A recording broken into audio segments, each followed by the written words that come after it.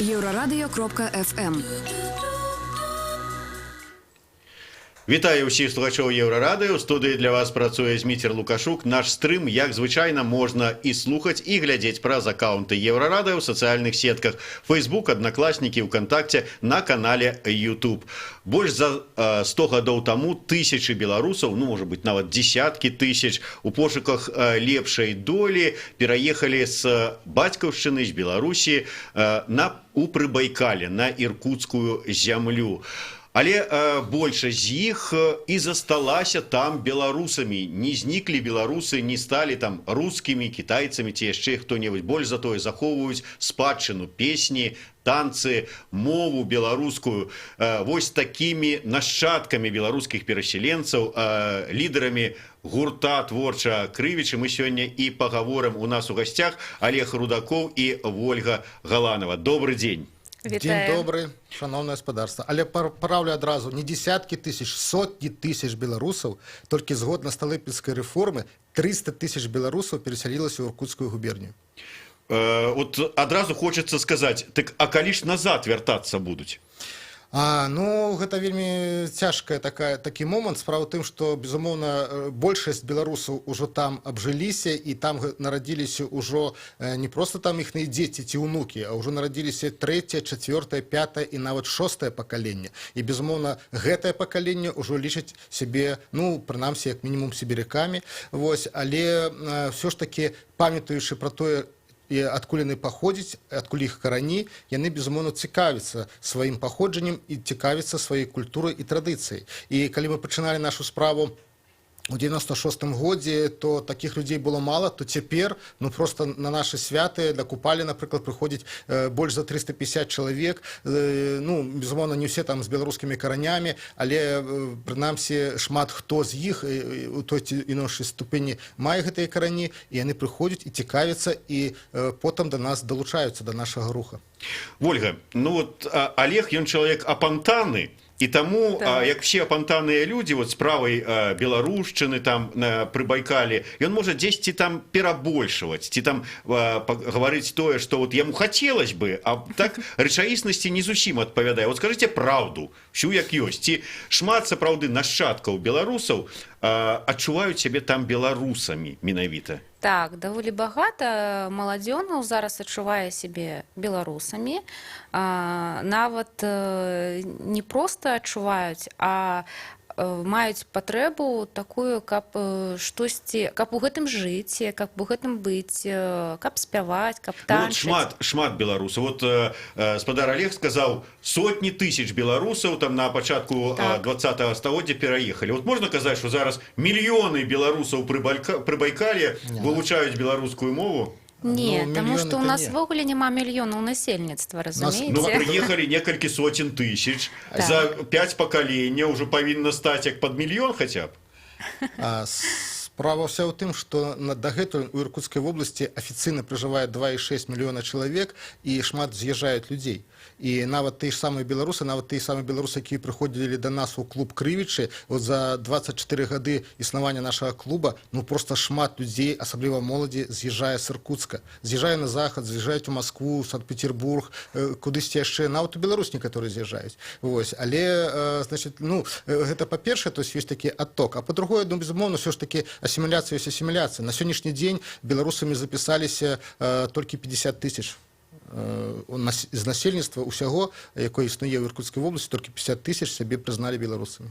Ольга, а вось вы як ад самага пачатку, ад маці, ад бабулі вы ведалі, што вы беларуска, ці як можа здарыцца такое, праходзілі па Іркутску, убачылі надпіс Крывічы, зацікавіліся, пачалі нешта там сваю гісторыю глядзець, і потым, ой, такі я ж беларуска, як было?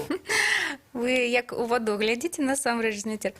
Насамрэч, амаль так і было. Я ў сваім дзяцінстве ведала, што моя прабабуля, прадзядуля і з боку маці, і з боку бацькі не мясцовыя, не адсюль. І да скону свайго жыцця, напрыклад, бабуля Варвара Дарашкевіч казала, не, дзетка, гэта Сібір, гэта не Расія. Але адкуль гэта, ды што, я не ведала. Трохі ў ранейшым дзяцінстве я чула, як яна са сваімі сёстрамі, з братамі, з іх жонкамі спявалі такія доўгія, працяглыя песні. Вось. А потым мы жылі ў розных кутках вобласці, і мае бацькі нават да беларускага не звярталіся. Але ўжывалі некаторыя словы. Напрыклад, Шуфлятка. ануча, шуфлятка, так, адзёнкі. Незразумелае для рускага вуха слова. Але я ж не ведала, што гэта беларускія словы. Мне казалі, што мы рускія ў маёй сям'і. Ну, можа, і так і ёсць. Але ў мяне штось такое было. Бабуля ж кажа, што не, дзетка, мы не адсюль. Вось. І калі ў 17 год я з'ехала з вёскі, каб вучыцца, і працаваць, выпадкова чамусьці 1 верасня трапіла на шыльду спадара Олега Рудакова. Вось. І калі я чула, што да мяне звярнуліся па маім імя Воля, не Ольга, не Оля, а менавіта Воля. Вось, нешта зварухнулася, такое, мае людзі. Вось. І пасля я пачала распытваць сваіх бацькоў, мы вогуле адкуль. Аказалася, што мы з Беларусі. Вось. А ў тым годзе я даведалася, што мы дакладна адкуль, з Бежанковічскага раёну Віцебскай вобласці. Вось так. Ну, калі вот вы уже акурат-таки прыгадалі про тое, што бабуля спявала доўгія песні на незразумелай мове, і на пачатку размовы я сказаў, што ўсё ж таки лідару творчага калектыва, то, можа быць, заспяваеце тое, што з беларускіх народных песен спяваюць там на Прыбайкалі? Можна, чаму не? Калі ласка. Пачнем? Там загаем. Там загаем зелененьким, там загаем зелененьким, брала до валюни драбиненьки, брала до валюни драбиненьки, вона брала, вибирала, вона брала, вибирала, тонкий голос подавала, тонкий голос подавала. Там Василька сена косить, там Василька сена косить, тонкий голос переносить, тонкий голос переносить. Кинул косу на прокосу, кинул косу на прокосу, а сам пайшов додомоньку, а сам пайшов додомоньку. Як приходить вон додому, як приходить вон додому, за широкий стол садится, за широкий стол садится, за широкий стол садится, за широкий стол садится, склонил свою головоньку, склонил свою головоньку. Вийшла мати з комнати, вийшла мати із комнати, стала Василя питати, стала Василя питати. Чого, синку, зажурився? Чого, синку, зажурився? Чого не п'єш, не гуляєш? Чого не п'єш, не гуляєш? Дозволь маті вдову взяти, дозволь маті вдову взяти, тоді буду піть гуляти, тоді буду піть гуляти. Дякую вялікі. Я так разумею, что у нас еще есть пару хвилинов, товарищ режиссер, есть. Скажите, ласка, где вы збираете песни для свайго рэпертуару? Що ж таки, з Беларусі нешта вам прысылаюць, ці адкуль бярэцца? Не, зараз мы ўжо амаль што з Беларусі, ну, з Беларусі мы іншым разам бярем матэрыял толькі для таго, каб праводзіць нейкія абрадавыя святы, купалле, каляды, ці гуканне вясны. Вось тады іншым разам так, нам бракуе абрадавых песен, і мы бярем з беларускага нейкага рэпертуару нашых сяброў, якія нам дасылаюць нейкія песні.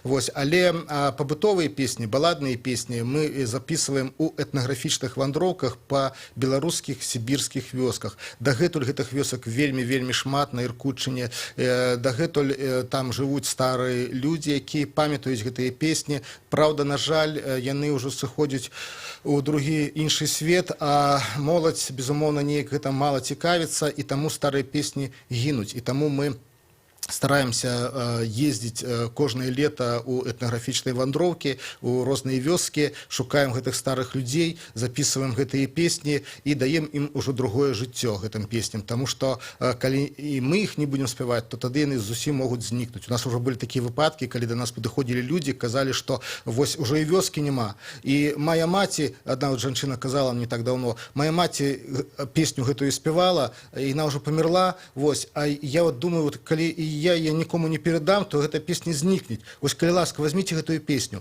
І яна нам напела, словы сказала, напела мелодыю, і сапраўды вельмі унікальная, цікавая песня. І вось мы стараемся, безумоўна, гэтыя песні падтрымліваць і даваць ім другое жыццё. Ольга, а вот вы прыгадывалі пра бабулю свою, якая напевала беларускія песні. Вот з рэпертуара сваёй бабулі шмат песен атрымалася неяк так адрадзіць? Разумееце, на жаль, зусім ніводнай. Чаму? Таму што я чула гэта, калі была зусім малая, 10 гадоў да 4. Вось. Потым мы раз'ехаліся, а калі мы зноў пачалі жыць з прабабуляй, мне тады ўжо было 14 год, да 17 мы з ёй жылі, потым яна ўжо сышла ў іншы свет ва ўзросце 90 год. Вось. І ў той час яна ўжо не спявала. Таму шкада, але але вот вы памяталі вот нейкія там напевы, там мелодыю, словы, потым у іншых вёсках вы сустракалі гэтую песню, там, ну, не ў яе выкананні атрымліваецца, а іншая, але гэта песня. Ці ўжо тыя песні адышлі? Ужо не чула. На жаль. Вот так вот. Мы перервемся на невеликую паузу, вернемся пасля кароткага выпуску навінаў. Я нагадаю, што у нас у гасцях лідары іркутскага гурта Крывічы Олег Рудакоў і Ольга Галанова. Слухайте нас.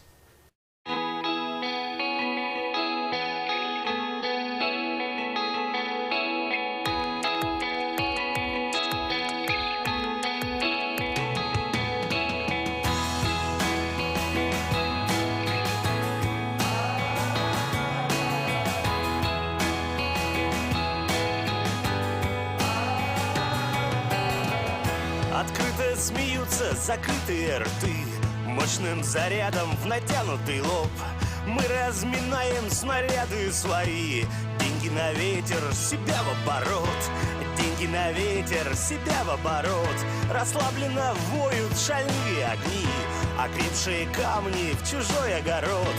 Мы закаляем взгляды свои, ярче рубинов, смелее асфальта. Дайте бензина, пыльного воздуха дайте, на нашем пути не войти в поворот.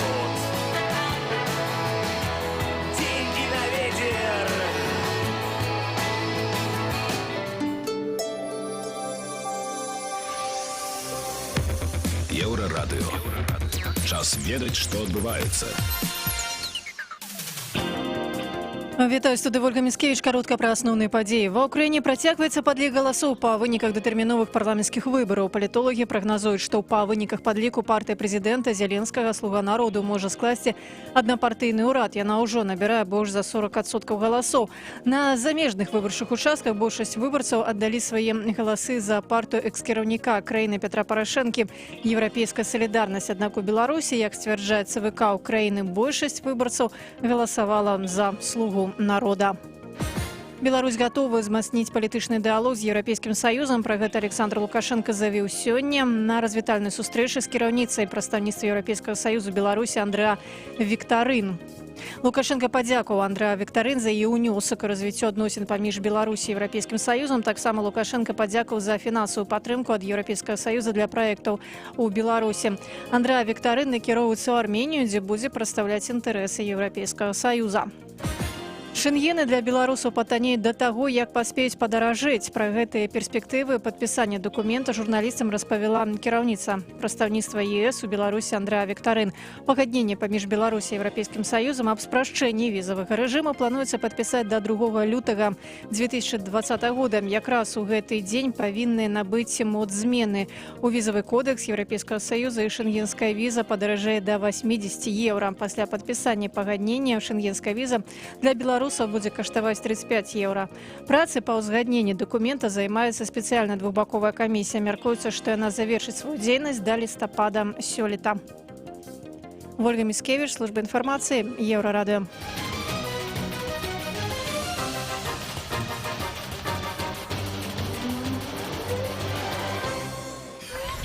Еўрарадыё.фм. Вяртаемся ў студыю Еўрарадыё. Для вас працуе Зміцер Лукашук і разам з маімі гасцямі з Прыбайкалля, з Іркуцкай вобласці, беларусамі, нашчадкамі беларускіх перасяленцаў Олегам Рудаковым і Ольгай Галанавай мы размаўляем пра фальклор, беларускі фальклор, але ў Прыбайкаллі.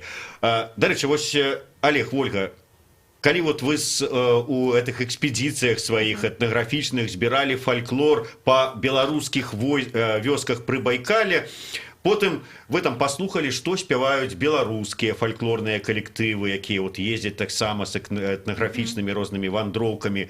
Вот я ведаю, Олег Хоменко з палаца часто вельмі там выязджаў. І вот матэрыял іх і ваш. Вот чым адрозніваецца фольклор Прыбайкалля, беларускі фольклор, ад беларускага фольклора, які збіраюць тут у Беларусі?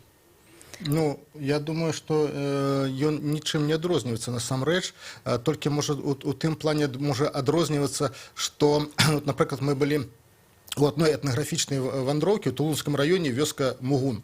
І 3 бабулькі спяваюць одну песню. І, значит, одна бабулька спявае потым у прыпеве «бачыць», а 2 «відзіць». Потым яны паўтараюць прыпеў, і ўжо все 3 спяваюць «відзіць». Я потым, калі яны песню скончылі спяваць, я ў іх пытаюся, так а ўсё ж таки як правільна, бачыць ці відзіць? Яны ўсе трох адразу кажуць, не, правільна-то бачыць. Але ж калі вот тоже вот прыязджала такая вот с района, тоже вот собирала песни, так яна кажа, вы пойце так, каб нам было понятно. Так вот мы стараемся уже петь, як было понятно. Вот. И насамрэч вот такие гора-збіральнікі фольклору, якія прыязджаюць з рускіх гарадоў да бабулек, да наших беларускіх, яны сапраўды скажаюць словы, то есть яны іншым разам матывы яны фіксуюць нормально, але слова яны заменяюць, беларускія словы яны заменяюць на рускія словы. Вось, напрыклад, нават зноў жа прыклад такі прывяду. Мы былі ў адной вёсцы, і там бабулька одна по прозвищу Рудя, яна была узрушена, кажет, вось напілася я п'яна, песню по телевизору показывают. Так это ж зусім другая песня, они ее сказили. Вот мой батька и моего батьки батька, яны спевали по-другому, и она нам напела гэтую песню, там больше белорусских слов, трошки іншая мелодия нават, и сапраўды адчуваецца, что она аутентичная такая. Вось, а оказывается, сапраўды, я и сам гэтага раней не ведаў, потому что, ну, песня гэта на слуху ж. І ў Расіі шмат яе спяваюць, там напілася я п'яна, не дайду я дадому, так? Але сапраўды аказалось, што гэта беларусы прывезлі з Беларусі, і яна более такая аўтэнтычная, і, ну, і таму сапраўды... А вот як яна спяваецца по-беларуску? Вот вы можете там першы куплет хотя бы? Не, на жаль, я яе не расшифраваў яшчэ, ну, гэта трэба пасядзець, расшифраваць, бо мы только запісалі, таму я зараз не ўзгадаю, это ж трэба песню расшифровать, разгледзець, там, зразумець, заспяваць. Вось, гэта все не так просто. Яшчэ колькасцю адрозніваецца, таму што ўсё ж такі на Беларусі, дзякуй Богу, гэтага матэрыялу яшчэ больш. У Сібіры значна менш. Як мы сёння ўжо казалі, абрадавага спеву у нас амаль не засталося, толькі пазаабрадавы. Так, і яшчэ такі бываюць моманты цікавыя. Вось аднойчы у адной бабулькі пытаемся, яна пачынае спяваць песні, там вот, як бы адна старажытная, другая такая нічога, а потым трэцяя спявае такі аўтэнтычны спеў, мелодыя старая такая, адчуваецца, што народная, а словы нейкія сучасныя дужа. І такі ўжо больш, ну, як бы рускія словы з большага, але там трошкі беларускі акцэнт прысутнейшы, і потым мы яе пытаемся, а вы гэтую песню дзе ўзялі? И она признаецца, кажет, ай, гэта я ў больнице лежала, это мне нейкі журнал потрапіўся, вот, я прочитала, мне дуже сподобалось эти словы, а як петь не знала, так я вот уж сама уже и придумала. Вот, то есть она придумала на словы, якія журнала ўзяла, і але она придумала у манеры беларускага фольклору. То есть она по-другому не умее спевать, так яна сама склала гэтую мелодию якраз у традыцыі беларускай, уявляеце сабе. Нам это было дуже таксама цікава і смешна. Ну, ведаеце, як мы так жартавалі з тым же самым Олегом Хоменко, и он кажа, ну вот адкуль узяўся фольклор народны? Это ж нехта, некалі даўным-даўно, але вот прыдумаў першы, пачаў спяваць, потым другі, трэці, і так вот дайшло, кажа, поэтому я тоже вот Кола Грукатала напісаў песню фольклорную, и она стане хутка фольклором. Ну, так и в гэтым выпадку. Але мне больш как бы так уразілі ваши словы про тое, вот эту замену словаў бачыў, навідзеў. Такая вот беларускі характар праявіўся дагадзіць. Так. Ну, па-першае, беларускі характар, што не пярэчыць, а па-другое, што сапраўды і фалькларысты, вот, на жаль, я ўжо сутыкаўся з гэтым много разоў, калі прыязджаюць людзі з Иркутска, і не толькі з Иркутска, нават з Москвы, прыязджала да нас одна такая некая знакамітая жанчына, яна фалькларыстка, яна за тое, каб захоўваць старажытную манеру спеваў, але яна прыводзіла прыклады песен на семінары, она там праводзіла у нас у Иркутску, і я быў на гэтым семінары, вот, яна прыводзіць прыклады, і вот я адчуваю, что это беларуская песня, там некалькі слов беларускіх сустракаецца, але ў асноўным все рускія словы. І я адчуваю, потом я падыходжу, кажу, так, а ўсё ж таки, гэта вот якая песня, беларуская ці не? Кажу, да, это у нас з беларускай вёскі, там, оттуда. Я кажу, ну, не шмат слов русских. А это без разницы, это вот не важно. Это нехай будут русские слова, галоўнае манеру захаваць, галоўную мелодию захаваць. То есть вот такія фольклористы, якія ў России існуюць, яны іншым разам самі скажаюць гэтыя песні. Гэта вот вельмі кепска. Потому что вот мы, калі ездзім, то, безумоўна, мы стараемся наадварот пачуць больш беларускага, і калі ёсць нейкія варыянты, скажем так, што спяваецца так альбо інакш, то лепш, конечно, больш по-беларуску больш спявалася. Вось, напрыклад, мы даже нават атрымалі песню аднойчы «Туман ярам», знакамітую песню. Усе ў Беларусі спяваюць, нічога не видно, а ў нас таксама мы спявалі, значит, бабулі там старыя, значит, што нічога не бачна. Вось, таксама варыянт. Ну і, дарэчы, «Туман ярам» адна з папулярных песен у Иркутскай вобласці, і яна спяваецца на розныя лады. Вот. Нават с украинским акцентом мы чули, як спевали, там з вёскі Батама приехали такі гурт фольклорны, так само вельмі цікавая, наспевали, такая манера была, але ўжо з таким с украинским таким акцентом спевали. Вось. Так что фольклор гэта сапраўды, гэта такая, ну, поле такое вялікае. Одна і тая ж песня можа гучаць по-рознаму, нават з рознай трошки мелодыяй і з рознымі трошки словамі, але сэнс звычайна адзін і той ж. Я неяк са старымі бабулямі беларускімі слухаў нейкую праграму, нейкі міжнародны фестываль фольклорные, там выступали из Украины, из России, фольклорные коллективы спевали там разные песни. И фактично, ну, 2/3 песен, якія выконвалі вот украинские и российские коллективы, бабулі казали, о, так это ж наша беларуская песня, скралі. Да, так. Не, ну, ёсць, так і ёсць, сапраўды, што так вот та ж самая Пелагею, калі паслухаць, альбо яшчэ якія-нибудь гурты, якія апеллируюць к фольклору, яны шмат бяруць беларускіх за основу, а ўжо робяць аранжыроўкі і на базе гэтых беларускіх робяць свае нейкія песні. Вельмі любіць пагаварыць, спадар Олег. Вольга, да вас ўсё ж такі. Адкуль вот гэтае выкананне? Вот зараз вас паслухалі, і такое вот адчуванне, быццам вы выраслі сярод, ну, я не ведаю, там займаліся менавіта беларускім фольклорам, вас тут беларускія фольклорысты, настаўнікі вучылі правільна вот так вот по фольклорнаму спяваць. Адкуль гэта ўсё? Дзякуй вялікі. Гэта дзеля мяне сапраўды пашана, вы так кажаце. Вось, але ўсё ж такі я лічу, што я яшчэ не надта добра спяваю, яшчэ есть чаму вучыцца. Вось, але асноўнае, як я ўвогуле пачала спяваць, я слухала. Просто брала запісы, альбо бабуляк слухала, з імі спрабавала спяваць. Ну, менавіта толькі так. І іншага пакуль што дзеля чалавека не існуе, як толькі слухаць і спрабаваць зарабіць таксама. Ну, вот ваша якая самая любимая песня? Вот для сябе, вот что вы там одна где-нибудь там дома там сядзіце, там вышываеце, ці посуд мыеце і напіваеце яе пра сябе. Насамрэч, жадаю адразу адказаць, калі я проста штосьці раблю, напрыклад, штосьці пабытовае, асабліва посуд памыць ці падлогу, ці яшчэ што, я да спеву не звяртаюся, таму што дзеля мяне гэта нейкае зневажванне да спеву, калі ў простым побудзе пачнеш спяваць. А вось калі сапраўды пажадаецца штосьці заспяваць, проста сесці і заспяваць, гэта магчыма. Ну, таму вот мы з поўнай пашанай зараз паслухаем у гэтай урачыстай абстаноўцы песню ў вашым выкананні. Давайте. Головочка моя бедная, шей, мамочка, мне не родная, сами сяду деда вечероти, мя не молоду поводу пошлють, мя не молоду поводу пошлють, ще босою просто волосою, ще босою просто волосою, головочку не зачесаною,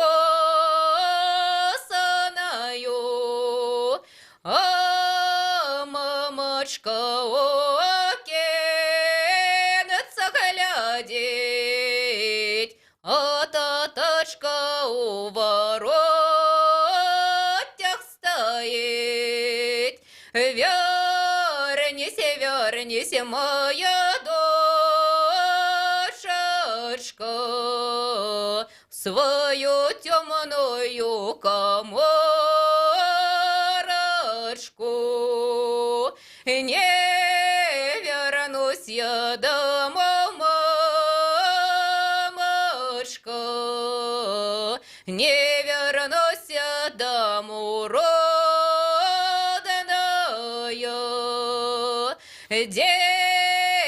Деверушки, родные братики, нарезали три лозы,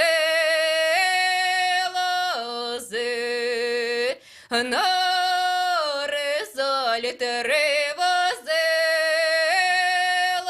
лозы, шей на мое тело белое,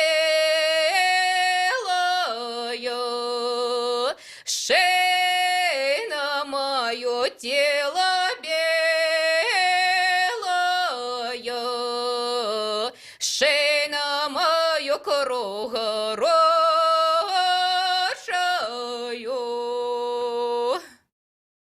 Дякую вялікі. А як эта песня называется? И нема назвы. «Головочка моя Головочка моя бедная». бедная. Да, звычайно народные фольклорные песни называются по першому радку. Першому радку. Ну, я так разумею, што гэтую песню вы таксама знайшлі там дзесьці вот у Прыбайкале. Гэта Да. песня записана ў вёскі Бабагай Заларынскага района Іркутскай вобласці. Нам яе напела Іванова Наталья, якая сказала, што гэта яе двоюродная бабулька Харченко цёця Дуся. Вось яна яе спявала, і вось Наталья таксама запомніла. І нам яе напела гэтую песню. А папярэднюю мы спявалі там, гэта была запісана ў вёскі Тургенеўка Баіндаеўскага района, таксама Іркутскай вобласці. Тая больш палішуцкая такая песня. А гэта больш такая ўжо крывічская, як мы яе завем.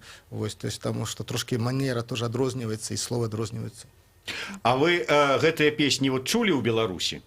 Вот ці можа быць у Не. выкананні якіх фальклорных беларускіх калектываў ну, ці там дарэчы, калі да нас прыязджаў Зміцер Ватюшкевіч, мы яго запрашалі ў Іркутск, і вось калі мы заспявалі там, ну таксама сядзелі, просто размаўлялі вось актывам, і мы заспявалі там з Загаем, і ён узгадаў гэтую песню і казаў, што ў Беларусі яны калі якраз ездзілі з палацам па гэтых вёсках, чулі, але трошкі іншыя варыянты, трошкі іншыя словы. Да, вот мне просто было цікава даведацца вот все ж таки чым ну якія адрозненні вот адной песні, якая там захавалася там дзесьці ў вёсцы ў Прыбайкаллі і ў вёсцы, я не ведаю, там дзе-нибудь пад Бешанковічамі. Ведаеце, вся справа ў тым, што насамрэч, каб гэта ўсё зрабіць, аналіз нейкі зрабіць, гэта, мабыць, трэба мець, па-першае, і музычную адукацыю, і нейкі ўжо вялікі вопыт. Мы, насамрэч, ні Воля, ні я, мы не маем музычнай адукацыі. Мы аматары. Мы проста людзі, якія, ну, нам стала шкада, што гэта губляецца. Мы проста самі вот на свой, скажем, час, калі маем магчымасць, едзем у гэтыя вёскі, записываем гэтых бабулек і стараемся